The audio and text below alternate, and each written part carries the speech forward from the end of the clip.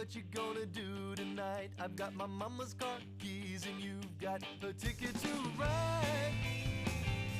Hello, and welcome to Your Favorite Flick, a podcast where each episode we celebrate a movie that my guest loves. We aren't here to be critics, we're here to be fans. Today I'm joined by my aunt, Dr. Adrienne Keller, to talk about What Dreams May Come, the 1998 afterlife epic starring Robin Williams and Annabella Sciorra. This movie is an in-depth exploration of life, loss, grief, and rebirth, and we touch on all those things, hitting Shakespeare, Bergman, the Bible, and Greek myth along the way. One note on the final of those. We mistakenly say Persephone where we mean Eurydice. Blame me, I said it first. But I enjoyed that part of our discussion too much to cut. Heck, I enjoyed the whole discussion immensely, and I hope you do too. Dr. Adrienne Keller, welcome to the show. Great to be here. It's so great to have you. So the audience knows she is Dr. Adrienne Keller. She's also my Aunt Butsy. So you're going to hear me calling her Butsy or Aunt Butsy throughout the episode. All right, so why don't you share with our audience what movie we're here to talk about, and just if you want to give a quick plot synopsis. All right. My favorite movie, when Brad asked us to think of favorite movies, the one that instantly came to mind was What Dreams May Come, starring Robin Williams. After that one, there were lots of second place ones, but I kept coming back to What Dreams May Come as my first place movie. It was a commercial failure. It was released in 1998 because, of course, once I wanted to talk about it, I had to look up all the facts and statistics about it. But it's very few cast members and only three really well-known ones, but they were spectacular. Robin Williams, Cuba Gooding Jr., and Max von Sydow. The only fairly well-known female cast member was Annabella Sciorra, but to me, she hit exactly the right note for this movie. So let me tell you a little bit about this movie. What Dreams May Come is a line from the To Be or Not to Be speech in Shakespeare, and the line is I can't quote it exactly. It's basically to sleep, to die, perchance to dream. Ah, there's the rub. What dreams may come once we shuffle off this immortal coil. And even before those lines, there are lines about, is it better to suffer the slings and arrows of outrageous fortune, or to end it all by killing yourself? I mean, Shakespeare doesn't quite say it like that. He does say slings and arrows of outrageous fortune, but the rest is mine. But it is very clearly a soliloquy about suicide or the possibility thereof. I think for many of us, probably the first time as students we encounter that in writing. So interesting from that standpoint. I hadn't thought of that, but yes, because it is so clearly the question is not to be or not to be. Is it better if I just existed as particles in space without inhabiting a human consciousness? The question is very much, should I go on being, or should I just end this part of being and kill myself? And that is a central part of a movie that, believe me, is uplifting. It is the story of two people who are, as identified in the movie, soulmates. Robin Williams plays the man whose name is Christopher, but who is consistently referred to as Chris, but more often as Christy. Annabella Sciorra plays his wife, Annie. Annie is a paint restorer and a painter. Christy is a pediatrician and paint lover. He loves artwork. They meet on a lake in Switzerland. Incredibly romantic setting. Mountains in the background, green meadow. Very romantic start to the movie that rather quickly fades into a short marriage scene, happily married couple with two children who are killed in a car accident, leading to Annie's devolution into a state of suicidal depression. At this point, it becomes somewhat difficult to recount the movie. So let me pause and say the movie is told in rich imagery that the imagery conveys almost as much meaning as the the lines of the movie, and especially since it's contrasting imagery.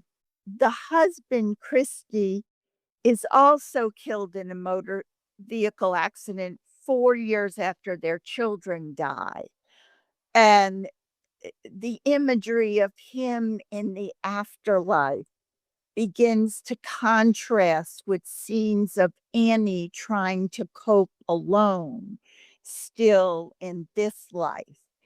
And the movie then consists of that visual contrast that reflects especially Annie's internal struggle and the kind of connection that Christy and Annie still maintain as soulmates. Eventually, Annie does kill herself. At that point, Chris is happily in a heaven of his own making from paintings that he adored.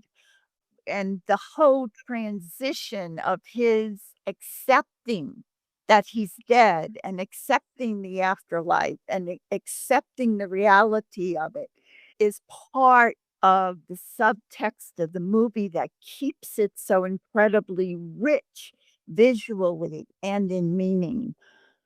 Chris is told that Annie will be in a hell of her own making, not sent to hell because of what she did, but rather in a hell because she can't ever face what she did. That distinction struck me as so important because, look, very frankly, as somebody who in my younger years dealt with suicidality at times, I had a real visceral reaction to it feeling judgy at first, of seeming to strike an attitude of people who commit suicide aren't worthy of heaven. And it puts the brakes on that pretty quickly, and I think pretty effectively, to talk about how it is the person, not the act. I still would maybe say it's a little strong that it's everybody who commits suicide, but I think it does a much better job there than many texts. Well, absolutely. Two things I think add to that. One, kind of just peripherally, that someone who has not watched the movie over and over again, like I have, might not necessarily notice.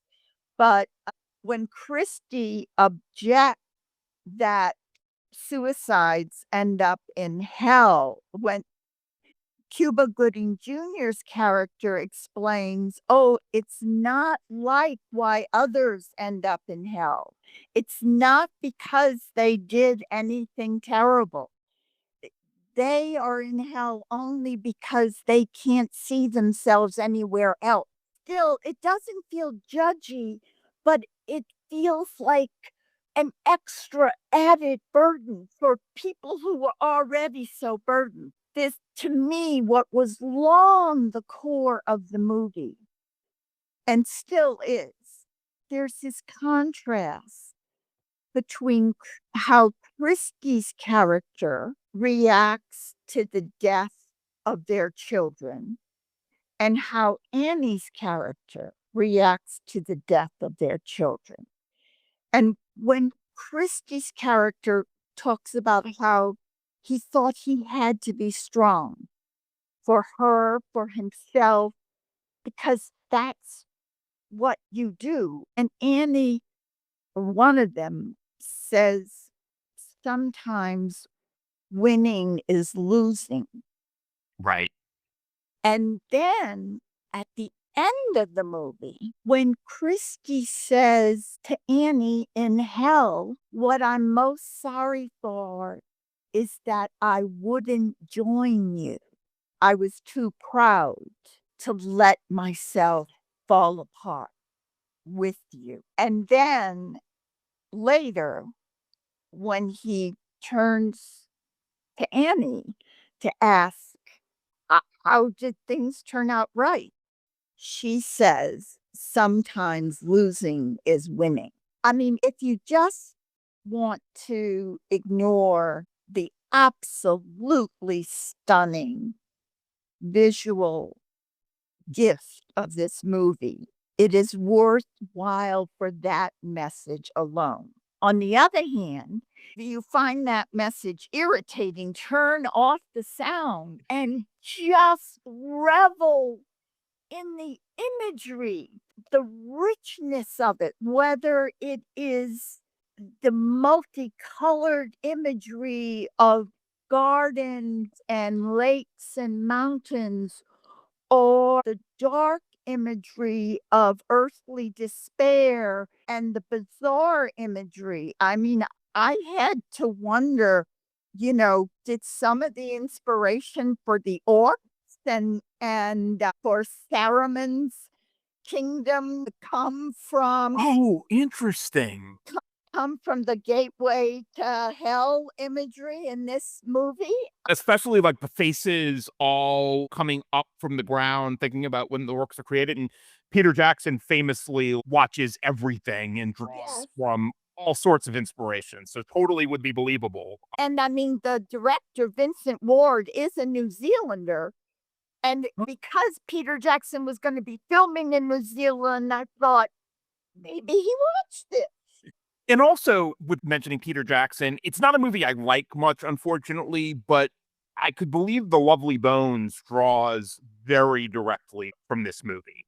Yes, you're right. So you've talked about the visuals a couple of times already, and I think that puts us in a good place from a plot standpoint. I think people will understand it. In terms of the visuals, like you said, this movie got more of a mixed reception, and Roger Ebert, for instance, gave it 3.5 stars. How do you feel like those visuals inform the story? Like maybe pick a sequence to start and talk a little about how the visuals in that sequence inform the story.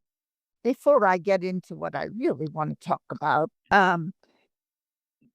so the movie was released in 1998. So that means it would have been made probably over the previous year or so for a total budget of something like $90 million. And I only say that because it won the Academy Award for Best Visual Effects. And it the visual effects are extraordinary, not just occasionally, but throughout the movie. But let me talk about the sequence where Robin Williams' character, Christy, dies in a car accident. So it's at night, it's raining. He is driving into a tunnel, and there is an accident up ahead of him. So there's a loud crash and a kind of bright light almost that's really a car being upended. And then there's the headlights of cars coming behind him. But the scene has the surreal quality of images that take an appreciable few nanoseconds for your brain to interpret what they are. And he's a doctor, remember, so he jumps out of his car, he's unhurt, with his medical bag and is running from car to car to see if he can help. And he turns, and there's this white object flying towards him, and it's a car. And then the next scene is all white. It's almost like an invisible man, a completely bandage covered man in a white hospital room. And then there's a, an kind of echoey voice, and the image changes to a somewhat blurred image of something that looks like it may be a public place, oh, maybe a funeral home, and there's a blurred image that's waving its arms, so it kind of reminds you of that Michelangelo image. It's an extended image that takes us through Chris's reluctant acceptance of his death and his having to give up his presence with his wife Annie and release that. And as that's happening, you can imagine the image, this vague man image is getting more definite, and the other images are getting less definite. And then Chris wakes up in a field of flowers. Chris is very definite. The flowers are gorgeous colors, and they're acrylic paint. They're paint. He squishes them as he moves. What a visceral moment that is. And he picks up the That flower and swishes it, and we can actually see that it is running paint. you can see it. You can feel it by that moment. This, to me, is the magic of the images that have led up to it. It may not be incidental that I was stoned the first time I saw it, and several times since then that I saw it, but let's pretend that is incidental. And if it isn't, I highly recommend a gummy when you go to see it. As long as you're not one to get down and depressed when you get mildly stoned. It is an absolutely gorgeous movie because it's a kinesthetic movie. By the time you reach the scene where Chris wakes up in the field of flowers and then he moves and they squish into paint, you can feel it yourself. And I mean, at one point, I actually looked at my hand, and then the dog comes bounding through the paint, and gradual revelations is a continual theme of the movie. So Chris comes to understand himself in new ways throughout the movie. Almost everything we see of that interim between the children's death and his death, we actually see in flashbacks after he is dead. So I think that plays into exactly what you're talking about, of seeing him along this journey and reflecting back to how he might have been before as compared to how he is now. I'm so glad you mentioned the flashbacks because it's really important to me that there is nothing about this movie that is linear, which is, to me, is just another way. To me, this movie is very, very, very countercultural. And one of the ways it's countercultural is that it's nonlinear. My husband, Woody, hates movies with flashbacks because they lose him. He can't tell the time shifts. This movie uses the color thematics so definitively. The first thing Woody said about it was, "Oh, I'm glad you chose this." And the second thing he said about it was, "I had no trouble with those flashbacks," which is just such a telling statement of how technically well the color compositions in the movie were handled. But the thing about it is to have the message be losing is winning. That my problem was I didn't join you. She she had a complete mental breakdown and was in a psychiatric hospital when her children died. And he came to say, my problem was I didn't join you.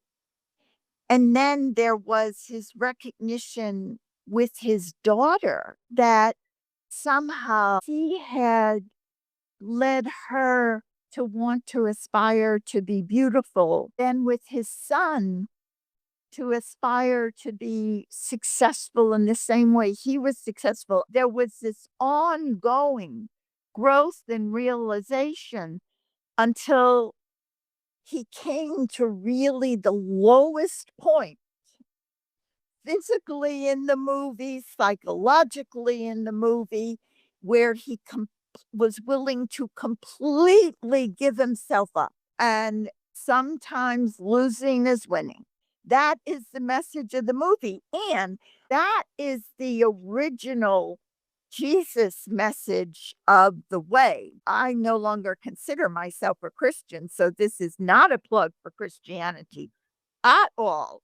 But it is a fact. It is also part of the Buddhist way. So not unique to Christianity at all. But this idea of whether you're thinking about Prince Siddhartha leaving everything behind and becoming eventually the Buddha, or whether you're thinking about Jesus rejecting the establishment for the humble way, there's always been this countercultural strain to the major religions. And this movie, I think, reflects that. What sticks with me is just a deeper appreciation for so much, for the beauty of art itself, for the beauty of movie making, for the skill of the acting and thinking of the directing behind all that. And then the message, sometimes losing is winning.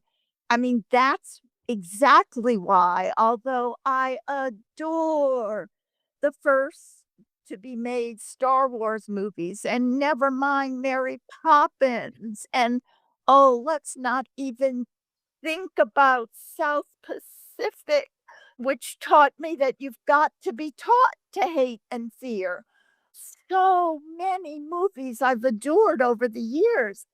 But when I think of all that I come out of What Dreams May Come with, there's lots of second place contenders, but this is my only first place.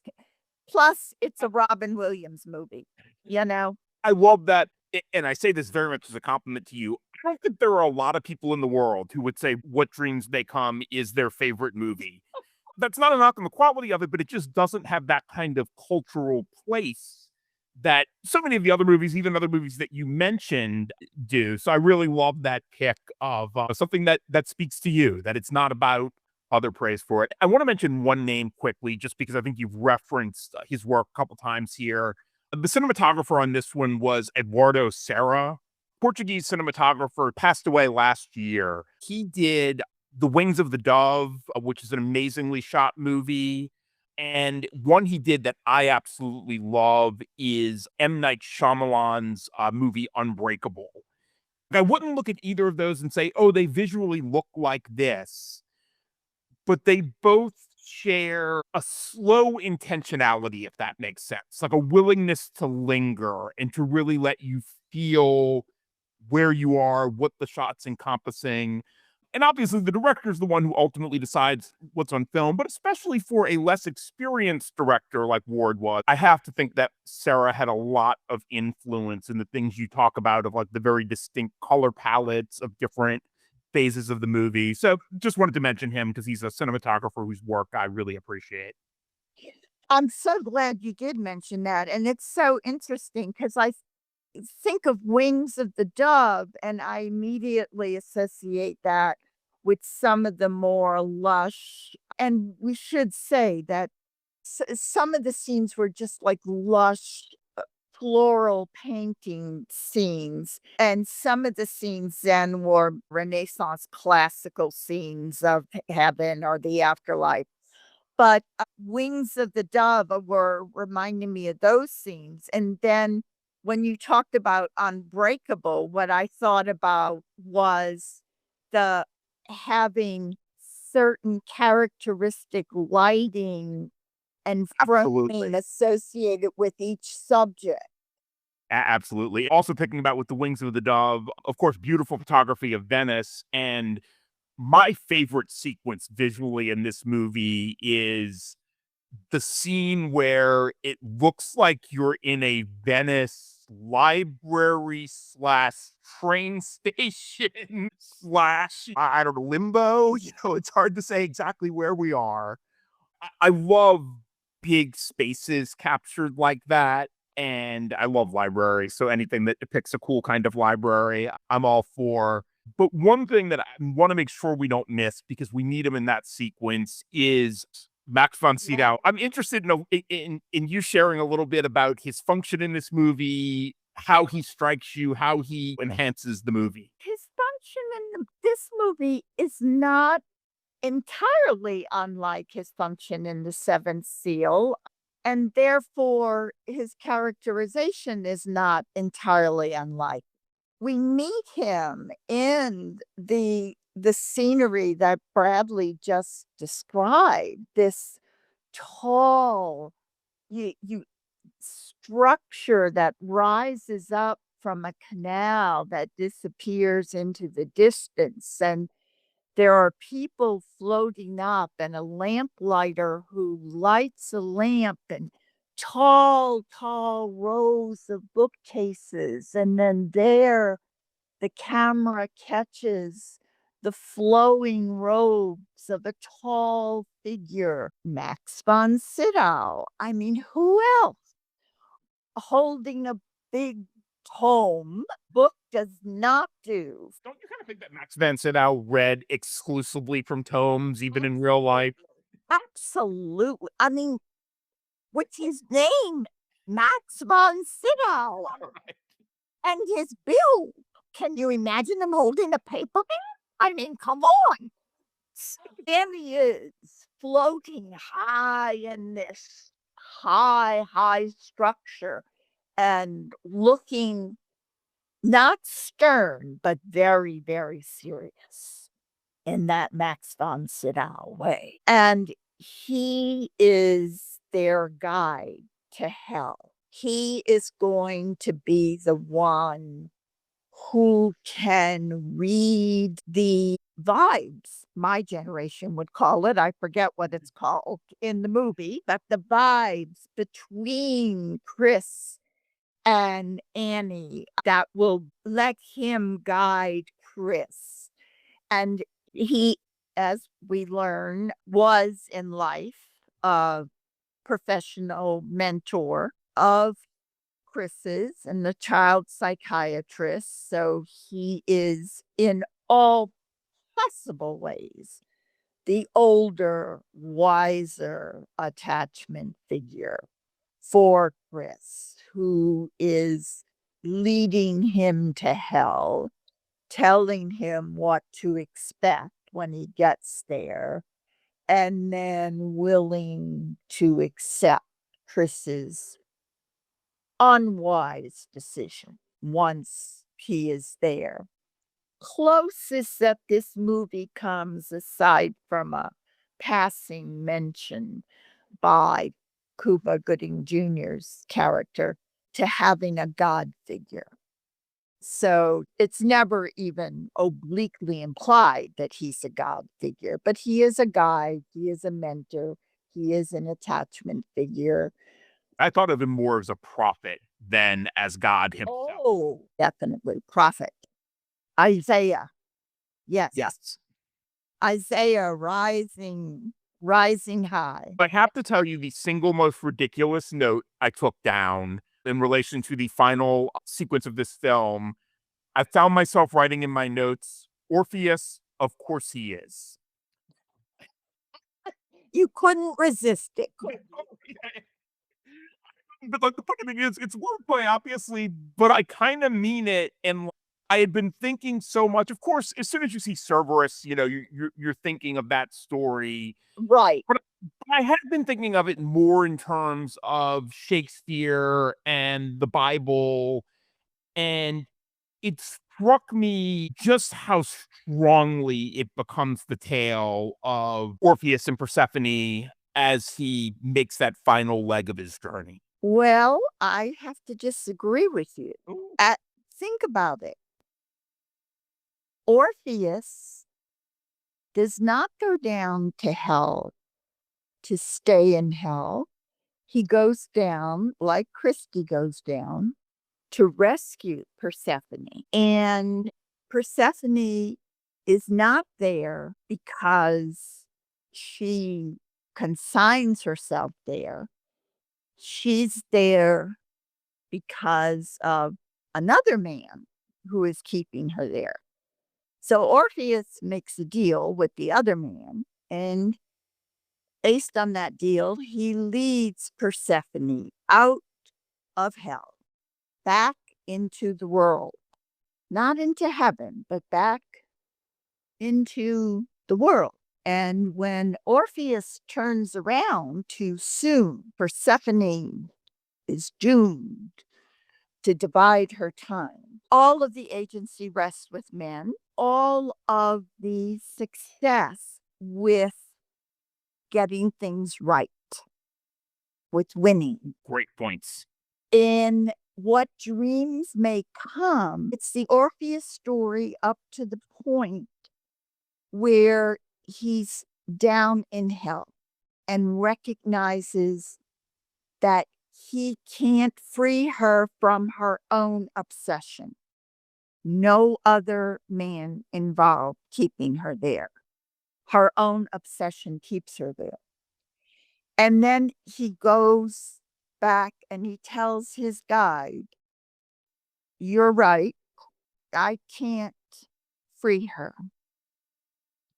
So please go back and tell my children I love them, but I can't leave their mother. I know within minutes we won't know each other, but at least I'll be here with her." And he goes back into her, and sure enough, he loses himself only to awaken by her recognition of him, by the power of her recognition of him, to awaken back in the heaven place of their alpine setting and flower homes. So, of course, being countercultural also means being a second wave feminist. And so that part appealed to me very, very much. I really appreciate your bringing to the fore the degree to which her agency creates the ending. We're on his hero's journey, but kind of the Campbell definition for a lot of the movie, and his decision to stay is a big part of it. But you're absolutely right that she could choose to engage with that or not. She could choose for them to stay there. She's the one who ultimately makes the choice to bring them both out. And Bradley, your use of the word hero, it's a hero's journey, but it's the journey of a man from hero to anti-hero in a countercultural sense. So maybe from hero to counter-hero, because the hero is the one who saves the day. And gosh, it's really interesting, Bradley. Think about this thing from hero to in some sense anti-hero. So for the podcasts that you've done that I've listened to, or The Big Feast, Seven, and Raising Arizona, and each of those has a different way than typical of presenting a hero story to us. What have we missed that you want to make sure we get to? It's kind of hard to talk about, but only because it's complex. But the use of the color red in this movie. Red is maybe the most complex of colors. Green is life giving, blue is water and sky, brown is earth and trees, gray is earth and, maybe tombs, black, night. But red.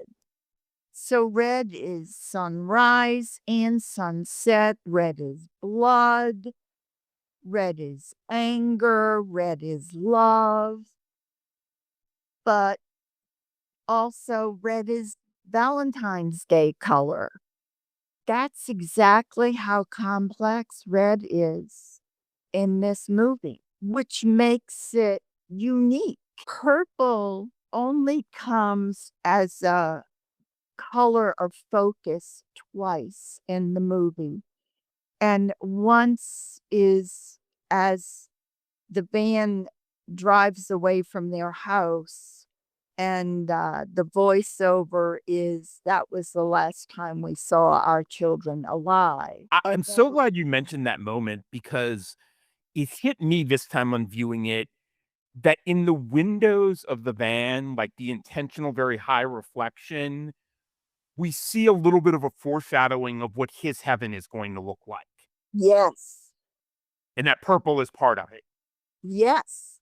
Because I think it may be jacaranda trees. I'm not sure about that though, but they're in flower. And so there's purple on the ground as well as hanging among the green on either. The van is basically receding down a driveway that's lined with purple that's also fallen onto the ground some. And then after Christy has died and his wife paints a tree, which also appears as part of his heavenly landscape. The leaves of that tree are purple. So Great point. purple seems to be associated with mourning, but red is all over the place in the movie. It's passion, I guess, is the best single word to describe red. And it's always vibrant and in moving. The moving is such a great point. Blue is the color of stillness in this movie, which of course is not an uncommon use of blue, but the two are so obviously used in both opposition and complementary nature to each other. And yes, you're right, embraces the complexity of red. I want to come back to the soulmates theme that was part of this movie. That was theme that I'm glad they didn't overemphasize it. Let me say that. Because I could have done with even less emphasis on it. I hope no one is put off by the idea that this only happens if you're these some kind of rare eternal soulmates. It reads almost a little corny, and this is not a movie that I would say is corny in many places. Right. It's painful to admit that even your favorite movie can have faults, but that's the truth of it. It's visually so rich. The acting, there are only, I think, 6 actors in this movie, and 2 of the 6 are on screen for, like, maybe 30 seconds. So the movie is carried, by 4 or 5 actors. And the cinematography, the design, and most of the dialogue, it all forms such a wonderful unit to just kind of revel in, that it can be forgiven, its shortcomings, but the shortcomings do have to be acknowledged. Its language can be a little, I'm not even sure what instances I'm thinking of right now, but I know there are times when I've kind of winced at the way something was phrased. I'm going to make a strong argument for why that works in this movie, though. Not every single piece of art we see, but like the kind of world he builds looks like an impressionist piece of art, right? Yes. My wife is the art expert in the family, so she could probably speak even more intelligently to this, but it's got a very Van Gogh feel to me. And I think the movie's somewhat impressionistic too, maybe more than somewhat. And so to what you're speaking to, a little sloppy isn't necessarily bad, if that makes sense. No, you're quite right. In fact, I would say exactly the opposite. And again, we get to this nonlinear aspect of it. When you asked me early on to describe the movie, it's a difficult movie to give a straightforward description of because it's told in flashbacks. And the flashbacks are tied in thematically to the character's growth and development that we were talking about earlier. So, what the result is a very non-linear movement to the movie, to tell you the truth. I'm just now thinking in these terms. But as we're talking about this, the image that comes to mind, thinking of the characters of Christy and Annie, is a double helix.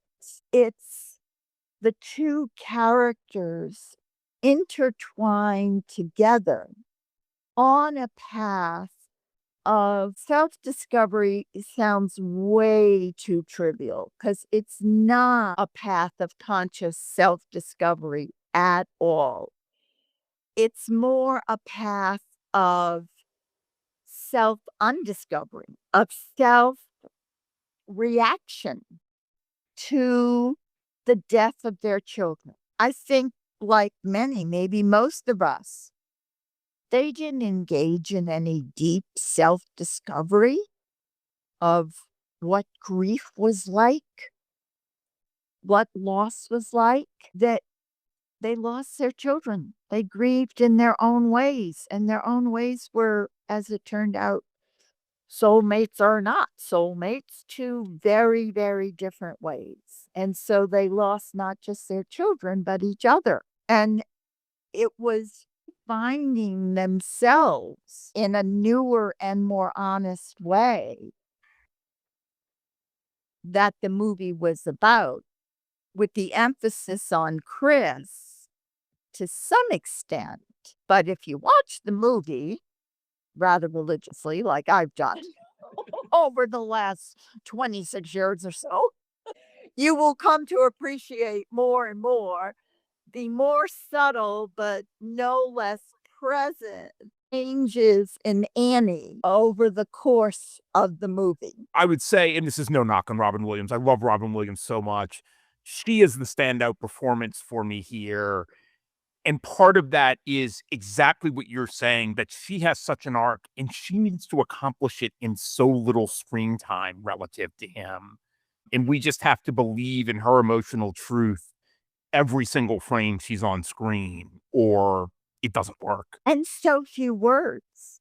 To go back to your idea, it's been double tracking in my mind here for a while, of less words. I mean, Robin Williams is phenomenal. One of the reasons I immediately watched this movie, in fact, probably the main reason I immediately watched this movie when it came out, was because of Robin Williams. And he is a bit of a scenery chewer in the best possible way. And anytime he uses the word chief, he's gone into some extemporizing.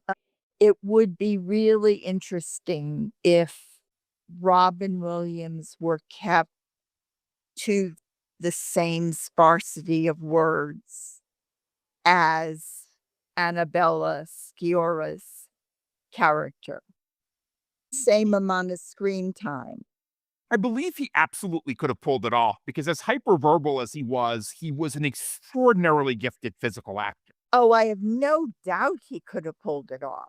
We've name checked a lot of movies already in doing this, but what are some movies you'd recommend to fans of What Dreams May Come? Just about any of Robin Williams' movies. Maybe not quite any of them, but certainly. I mean, I can't believe anybody who would like What Dreams May Come wouldn't have already seen Dead Poets Society. Dead Poets Society. Yay! And I thought very much of The Fisher King while watching Oh, the Terry Gilliam movie. always the Fisher King. Yes. It was the Fisher King I was thinking of, where I thought he did a little less of the verbal screen chewing up than he's done in other movies. Thank you so much for spending this time with me today. It's just been an utter joy, and I know it's going to make a great episode. Oh, Brad, it has definitely been my pleasure. Thanks so much for inviting me. That's it for this one, folks. I'm Brad Glazer. I host, produce, and edit the show. The folks helping me make it happen are Chris Bravender, Brad Kaufman, Jeffrey Glazer, and the Agnes to my William, Julia Mott. The music you heard at the beginning of the show and are hearing now is by Richard Bates and his band, The Huns. That's H-O-N-S. You can find The Huns music on Bandcamp. Check them out. This coming Wednesday, we're going to have Gene Gallerano, co-director of The Yeti, which is coming to AMC theaters on Saturday, April 4th. We'll kick things off with a little talk about Gene's new flick, but then we'll be talking about one of the great rebel tales in cinema history, Cool Hand Luke. They say no man can eat 50 eggs, but maybe we should all try sometime. Please follow, rate, review, subscribe, all the things. You can follow us on Instagram and Blue Sky at Your Favorite Flick, on Letterboxd at Favorite Flick, or shoot us an email at yourfavoriteflick@gmail.com. Huns, take us out.